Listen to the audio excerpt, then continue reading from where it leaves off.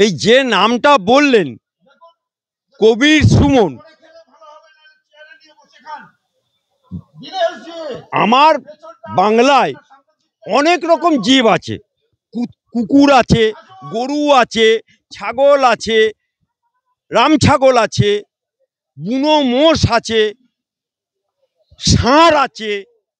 তা এই লোকটি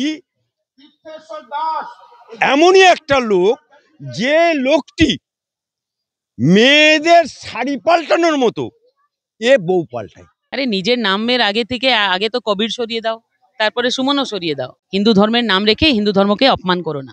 রামকে নিয়ে এখন পড়েছেন। রামকে নিয়ে কেন পড়েছেন? উনি আজকে এই ধর্ম পরিবর্তন এবং বিবি পরিবর্তন করতে গিয়ে উনার মুখে পুরো হনুমানের মতো কালো হয়ে গেছে। এই জন্য তো এত ভয়। অর্ধেক পাগল এসআইআর এর আগেই হয়ে গেছে মুখ্যমন্ত্রী আর ওনার পরিবার, আর অর্ধেক পাগল এসআইআর এর পরে হয়ে যাবে। অমর্ত্য সেন বলুন আর এই রাম ছাগলটাকে বলুন, কবির সুমনকে, এরা কবির এই যে অমর্ত্য সেন, এই লোকটি ভারতের জন্ম এবং এই লোকটি যে পুরস্কারটা পেয়েছেন বলছেন আপনারা ভারত রত্ন বলছেন, ইনি ভারতের কুলাঙ্গার। আমি তো একটা ইকোনমিস্ট হিসাবে ওনার খুব কিন্তু মানে রেসপেক্ট করতাম, কিন্তু যারা নিজের মেরুদণ্ড এই হিসাবে বিক্রি করে দেয় তাদের কথা নিয়ে আর কি বলবো। বাংলায় রাষ্ট্রপতি শাসন জারি করে ভোট করতে হবে, তবেই এটা কার্যকারী হবে, নাহলে কার্যকারী হবে না। আরে নিজের নামের আগে তো কবির সরিয়ে দাও, তারপরে সুমনও সরিয়ে দাও। কেন তুমি নিজের নাম মোহাম্মদ কিছু রাখো বা চিঙ্গেজ খান, এরকম কোনো নাম রাখো। হিন্দু ধর্মের নাম রেখে হিন্দু ধর্মকে অপমান করো না। এই আজ 2011 থেকে এই 2025 চলে এসেছে, পশ্চিমবঙ্গের অর্থ ব্যবস্থা পুরো নষ্ট। হ্যাঁ, সব মানে কি মানে নর্দমাতে চলে গেছে। অমর্ত্য সেনের কথা তো একদিনও আমি শুনিনি। এখন কি মুখ নিয়ে কথা বলছেন?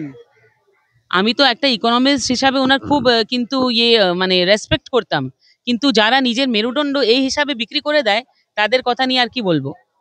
মানুষ বুঝে গেছে যে এই সরকার চোরদের সরকার। মানুষ বুঝে গেছে যে এই সরকার ইল্লিগেল রোহিঙ্গিয়াদেরকে এখানে ঢুকিয়ে ওদের পেটের ভাত কেড়ে নিচ্ছে। তো মানুষ জবাব দিবে। এই জন্য তো এত ভয়। অর্ধেক পাগল এসআইআর এর আগেই হয়ে গেছে মুখ্যমন্ত্রী আর ওনার পরিবার, আর অর্ধেক পাগল এসআইআর এর পরে হয়ে যাবে। আমি তো বলছি, আমি বারবার বলছি, দেখুন এটা কিন্তু মেন্টাল হেলথ নিয়ে কারোর মানে এটা মানে হাসির বিষয় নেই। এটা একটা সিরিয়াস জিনিস। যদি সত্যি ওনার কথাবার্তা দিয়ে তো তাই বোঝা যাচ্ছে যে কিছু একটু গন্ডগোল পটাশিয়াম ক্যালসিয়ামের হচ্ছে, তো আমি তো বলছি ওনার এখন এসব না করে মানে ট্রিটমেন্টের দরকার। Get well soon. আরে আমি বলছি তো ঘপলা চলছে পটাশিয়ামের। ও আর মনে থাকছে না যে ওই টাকা কতবার নিয়েছো। বারবার ওই একটাই জিনিস। ওটা অ্যালজাইমারের হয়, আপনি জানেন তো? অ্যালজাইমার হয়ে গেলে মানুষ একই কথা বারবার বলে, ভুলে যায়। ওটাই ওনার অবস্থা হচ্ছে। আরে ভাই, আমি তো বলছি তৃণমূল এখন সবারই অ্যালজাইমার হয়ে গেছে। একই জিনিসের টাকা 4বার নিয়েছো, আবার বলছো টাকা দাও টাকা দাও টাকা দাও। পাগলপনের ইলাজ করা। ভাই, এখন আকাশ বাতাস দেব রাক্ষস কেউ তোমাদের বাঁচাতে পারবে না। কোন নন্দীগ্রাম, এই গ্রাম, ওই গ্রাম, ঠিক আছে। কিছুদিন পরে বলবেন ডান্ডির সল্ট যাত্রা হয়েছিল, ইন্ডিয়ান ন্যাশনাল মুভমেন্ট হয়েছিল, সব কিছু তুমি আর নিয়েছো, কিচ্ছু তোমাদের আর বাঁচাতে পারবে না। দেখুন, ল যেটা বলে যে একটা সেকশনও নিয়ে সুপ্রিম কোর্টে মামলা হয়েছিল, তারপরে সেকশনটা ইন্ট্রোডিউস করা হলো। এটা লয়ে যা আছে সেটা তাদের আছে, কিন্তু আমার নিজের মত যদি জিজ্ঞেস করেন then I am not in favor of it.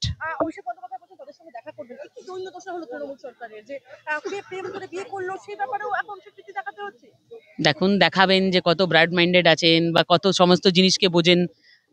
এখন রাজনৈতিক স্বার্থের জন্য যা কিছু করতেই পারেন, কিন্তু ভিতরে কি আছে সেটা গোটা মানে সবাই জানেন। যে আপনি মহিলাদের কত সম্মান করেন বা সেম সেক্সের কত সম্মান করেন বা যে মানে জেন্ডার আছে, তার জন্য আপনার ভিতরে কি আছে সেটা আমরা সবাই জানি। আমি পার্সোনাল কমেন্ট কারোর উপরে করতে চাই না। এই যে নামটা বললেন কবির সুমন,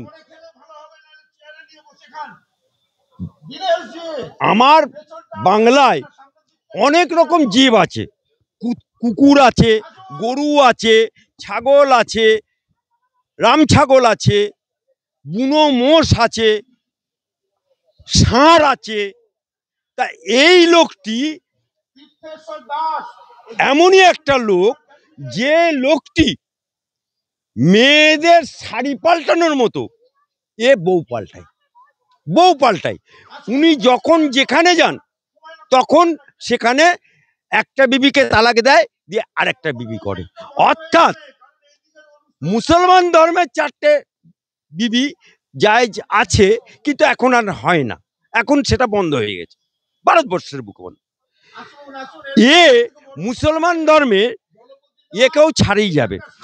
আগামী দিনে বিয়ের জন্য মানে একটা ব্যক্তি অতিরিক্ত বিয়ে করার জন্য নারী পিপাসু ব্যক্তি, সেই লোকটাকে আজকে যে লোকটা নিজের ওর জন্ম হয়েছে সনাতনী ধর্মে, জন্ম হয়েছে হিন্দু ধর্মে, নিজের ধর্মের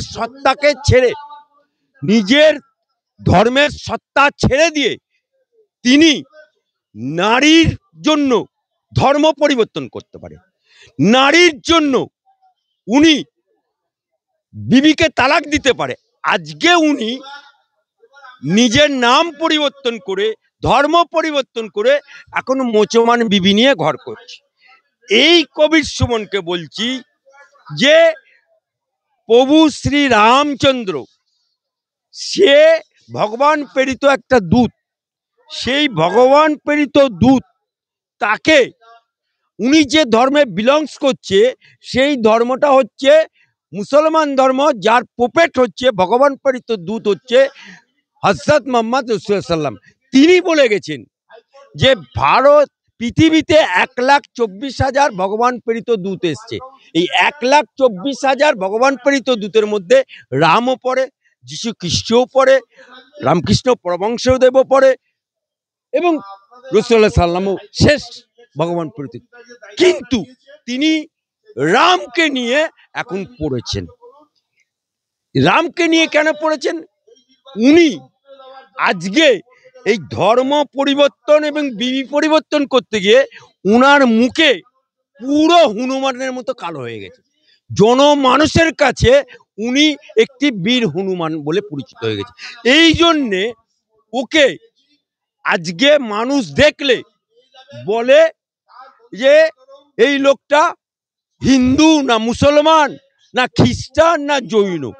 আজকে এই লোকটি যদি মরে যায় তাহলে না যাবে কবরে, না যাবে শ্মশানে। এই হুমায়ুন, এই লোকটি, এই হুমায়ুন না মরে গেলে না যাবে কবরে, না যাবে শ্মশানে। এই লোকটিকে মরে গেলে বাঁশ দিয়ে ছাতের মধ্যে দাঁড় করিয়ে দিতে হবে, টাঙিয়ে দিতে হবে, আর চিলকুয়াতে খাবে। এই লোকটি আজকে যে রামের সাথে কটু কথা বলেছে, তার জন্য এই লোকটি আমাদের বাংলার বুকে এই তৃণমূলের একটা সাংসদ থাকাকালীন উনি যে আবার গান গায়, এখন কুত্তাতেও শোনে না। উনি যখন কথা বলেন একটা কুত্তাতেও সাড়া দেয় না। কিন্তু উনি সব সময় বাজারে খবরের শিরোনামে থাকার জন্য উনি কটু কথার মাস্টার। তাই এই লোকটিকে বলছি যে আপনি ভারতবর্ষের মাটিতে দাঁড়িয়ে, বাংলার মাটিতে দাঁড়িয়ে সেখানে যে রামকে নিয়ে কটূক্তি করলেন, এর জবাব ইঞ্চিতে ইঞ্চিতে আমার বাংলার মানুষ, ভারতের মানুষ নিয়ে নেবে। আমি আপনাকে একটা প্রশ্ন করব। একদিকে কবি সুমনের এখনো মন্তব্য, অন্যদিকে অমর্ত্য সেন রাজ্যের মানে আমাদের দেশের অন্যতম গৌরবময় যার ইতিহাস রয়েছে অর্থনীতিতে, সেই অর্থনীতিবিদ অমর্ত্য সেন তিনি বলছেন যে এসআইআর বাংলায় যদি ইমপ্লিমেন্ট করা হয় তাহলে বাংলায় অর্থনৈতিক বৈষম্য দেখা দেবে। দেখুন, অমর্ত্য সেন বলুন আর এই রাম ছাগলটাকে বলুন, কবির সুমনকে, এরা কবির, এই যে অমর্ত্য সেন, এই লোকটি ভারতের জন্ম এবং এই লোকটি যে পুরস্কারটা পেয়েছেন বলছেন আপনারা ভারত রত্ন বলছেন, ইনি ভারতের কুলাঙ্গার আমি বলছি। কারণ উনি যে পুরস্কারটা পেয়েছেন সেটা ওই দেশের নারীকে বিয়ে করে পেয়েছেন, ওই দেশের নারীকে বিয়ে করে। চ্যালেঞ্জ করছি অমর্ত্য সেনকে। উনি অর্থনীতিবিদ হিসাবে আমি চ্যালেঞ্জ করলাম, কারণ উনি যে পুরস্কারটা পেয়েছেন সেই দেশের নারীকে বিয়ে করে তবে উনি পেয়েছেন, অর্থাৎ অর্থনীতি শিক্ষাকে নিয়ে পায়নি। তাই উনি আজকে আমার বাংলার কলঙ্ক এবং ভারতবর্ষের কলঙ্ক, এবং এই সমস্ত লোকেরা যারা বলে এরা বাংলার বা ভারতের গর্ব বা রত্ন, আমি মনে করি এরা ভারতের এবং বাংলার এক একটা কুলাঙ্গার। আমি একটা প্রশ্ন করব, এই যে এসআইআর এর ভয় দেখিয়ে তৃণমূল কি সবশেষে নিজেদের যত দুর্নীতি ছিল তা রাজ্যবাসীকে সত্যিই ভুলিয়ে দিতে সক্ষম হবে? দেখুন, এসআইআর কার্বলিক অ্যাসিডের মতো কাজ করছে, কিন্তু সম্পূর্ণ 100% কাজ না হলেও যদি 25%ও কাজ হয় তাতেই বাংলায় কিস্তিমাত হয়ে যাবে। এবং শুধু এসআইআর করলে হবে না, বাংলায় রাষ্ট্রপতি শাসন জারি করে ভোট করতে হবে, তবেই এটা কার্যকারী হবে, নাহলে কার্যকারী হবে না। আমি একটা প্রশ্ন করব, একদিকে যখন আপনারা রাজ্যের বিভিন্ন পরিস্থিতি নিয়ে সবসময় মুখ খুলছেন, ঠিক সেই সময় মমতা বন্দ্যোপাধ্যায় কেন্দ্রের বঞ্চনা নিয়ে আবারও সরব হচ্ছেন। তিনি বলছেন 100 দিনের টাকা, একাধিক প্রকল্প নিয়ে কেন্দ্র যে রাজ্যকে বঞ্চনা করছেন সে কথা।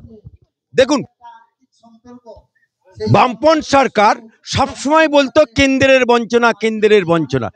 আজকে মমতা ব্যানার্জি অতি বাম সেজে ওই একই বামের কায়দায় কেন্দ্রের বঞ্চনা, কেন্দ্রের বঞ্চনা, 100 দিনের কাজ, অমুক তমুক। কিন্তু বাংলার বুকে জিএসটি এবং যে জিনিসগুলো হয়েছে, উনাকে বলতে চাই যদি অত বাপের বিক্রি হবে তাহলে 100 দিনের কাজের হিসাব, টাকা দেওয়ার হিসাবটা দাও। এই তো কদিন আগে তোমাকে টাকা দিল, অর্থাৎ তোমার লোকেরা চুরি করবে, তোমার লোকেরা তোলা তুলবে, আবার বলবে তুমি টাকা দাও, আগে হিসেব দাও, টাকা বুঝে নাও।